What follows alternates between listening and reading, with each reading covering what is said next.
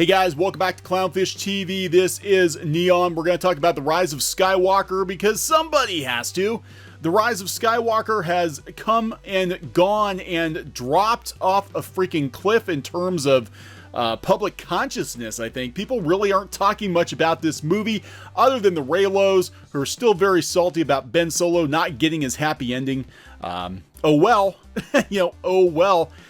So this movie did not perform as expected. It did not reach endgame levels of buzz or money, obviously, but now we can kind of put in perspective just how badly The Rise of Skywalker did. Now, look, it's not a bomb, but it's definitely a disappointment, especially for the end-all be-all of the Skywalker saga. I'm doing little air quotes. Can't see it because it's not really the Skywalker saga now, is it? It's the Palpatine saga. This is how the Palpatines took over the galaxy, right? And stole the Skywalker name, stole the Skywalker legacy. This is how the Palpatines killed all the Skywalkers off. But we're going to talk about how disappointing this actually is for Disney, and I'm really kind of curious how this is going to be spun during the earnings call, which is going to be next week. So Bob Iger is going to have to answer some tough questions, and I'm sure a lot of those questions are going to center on The Rise of Skywalker underperforming. He'll probably dodge that and talk about how amazing the Rise of the Resistance attraction is doing in both Disney parks. That would be my guess. So before we get into the video anymore, please subscribe for more pop culture news, views, and rants. We're at almost, we're about 91,000 subs, hoping for 100,000 soon, guys. We're almost there. We really appreciate it. Thank you for the support. Forbes, box office, Star Wars, Rise of Skywalker is the first $500 million disappointment. Yeah, this is way less money than Disney thought they'd be making on this movie, and it is a lot of money. It's a lot of money. Any other movie franchise, it would have been thrilled to have this kind of money. But to put this in perspective, The Rise of Skywalker is barely over $1 billion. It's barely over 500 million domestic. They're talking about how Frozen 2 quietly hit $1.5 billion. It's very possible that Frozen 2 is going to make more money in its theatrical run than the last Star Wars movie in the Skywalker saga. That's not really a good look because I guarantee you the Star Wars movie was much more expensive to produce than Frozen was. So Scott Mendelson's Star Wars The Rise of Skywalker played like a conventional front-loaded blockbuster as opposed to a Christmas biggie or even a recent Disney biggie in terms of legs and post-release reception. Yeah, it had a fairly big-ish opening and then just dropped off a cliff. The film was firing on all cylinders for the first week with a terrific 29 million first Monday gross and 32 million Christmas Day haul. I remember everybody bragging, a lot of Disney Star Wars fans, coming back on our channel in the comments being like, you guys were wrong. This movie's going to make so much money. It's going to break all kinds of records. I'm going to talk to you about how, we're going to pull up another article from Forbes and talk about how disappointing it actually is. It didn't really start to slow down until the second weekend when it dropped 71% on Friday and 59% for the weekend despite being in full holiday break mode. Yeah, people didn't care. Absent the first week, and to a lesser extent the second week of holiday play, it would have possibly earned something closer to Captain America Civil War. What's disconcerting, aside from the whole mediocre reviews and online hand-wringing over what could have been, should have been, variable, is that the film didn't play like recent Disney releases. It didn't stick around like Toy Story 4, Frozen 2, and even Christopher Robin. Wow, they're actually saying on some level Christopher Robin was a bigger success than Star Wars. We all overreacted when Toy Story 4 opened with just 120 million, only to watch the well-liked and well-reviewed animated sequel leg out to 430 million domestic. Yeah, Frozen 2. Frozen 2, just hit 1.5 billion. Yeah, they said it didn't, it just didn't have the legs. It died. It came and went and died. It said, yes, at least in terms of where does Star Wars go from here, it does matter that the film more or less collapsed after Christmas and ended up earning less in North America than Rogue One. Okay, the movie collapsed after Christmas and wound up earning less than Rogue One. Star Wars is absolutely on the decline. So here it gets worse. Here's a timeline of Star Wars Rise of Skywalker's box office woes. And again, just to point out, barely over 500 million domestic, barely over $1 billion. Frozen 2 has actually made more money, and I think it's coming out on digital next month already. It's already going to be out on digital, so, you know, it's making more money. I know the Dollar Theater ran it, I think, for 2 weeks because it did so well. They're talking about how it's over 500 million and just above $1 billion worldwide. That's good enough to rank 15th on the all-time US list and 39th on the all-time global list. So all's good in the Star Wars universe, right? Well, only if we're taking those numbers at face value. This is really interesting because this movie actually did worse than people thought it did. If we adjust the domestic list to account for ticket price inflation, Rise of Skywalker sinks down to 84th place. 84th place, plus 8 other Star Wars properties would rank ahead of it, including Rogue One and 2 of the much maligned Star Wars prequels. Even more troubling than that, though, has been the film's performance post-opening weekend. After a seemingly strong 3-day start, Rise of Skywalker's week-over-week decline in ticket sales has been atypical.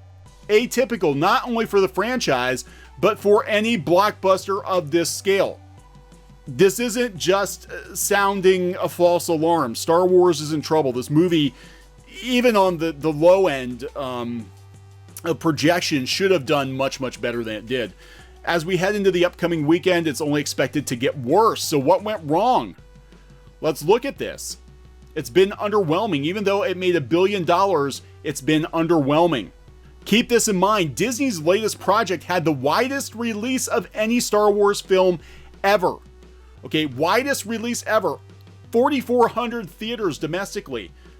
That was 272 more than The Force Awakens and 174 more than The Last Jedi. And both of those movies earned $248 million, $220 million, respectively, on opening weekend. Star Wars is on the decline. The Rise of Skywalker also opened in nearly 1,300 more theaters than The Phantom Menace, which would eventually earn over $800 million after inflation. Rise of Skywalker won't come anywhere near that figure. Yeah, people went to go see The Phantom Menace. I remember I went to go see Phantom Menace in the theater 3 times. I went opening night. I think I went later that weekend with some friends. I'm like, hey, let's go to this movie. It's actually pretty good. And then I went like a week or 2 later. I went to a matinee just because I wanted to watch the pod racing scene again on the big screen. And yeah, it wasn't the best Star Wars movie ever, but I do remember people coming back for more. That didn't happen with Rise of Skywalker. That didn't happen so much with The Last Jedi. There are plenty of reasons Rise of Skywalker dipped so far down from the first 2 Star Wars sequels on opening weekend, but the simplest theory is this. The franchise is no longer special. I'm gonna zoom in here. The franchise is no longer special. Star Wars is no longer special. I'm not talking about quality. I thought Rise of Skywalker was an awesome movie. Now this guy, Travis Bean on Forbes, he thought Rise of Skywalker was good. Scott Mendelson hated it. I'm speaking to the fact that Star Wars used to be a special event, an adventure you had to wait years to experience. Now Star Wars has become ubiquitous, commonplace, a yearly event, and that doesn't include stuff like The Mandalorian. When you can get better Star Wars on TV than you get in the theater, why go to the theater to go see subpar Star Wars? If you need proof, look no further than the $70 million gap between Rise of Skywalker and The Force Awakens. The anticipation surrounding the first Star Wars movie in 10 years wasn't comparable to Rise of Skywalker's debut. It doesn't help that they ran the franchise into the ground. They killed off all the original trilogy characters that people cared about. You know, they killed off Han Solo. They killed off Luke. Carrie Fisher died in real life, and they just kind of shoehorned Lando in at the end.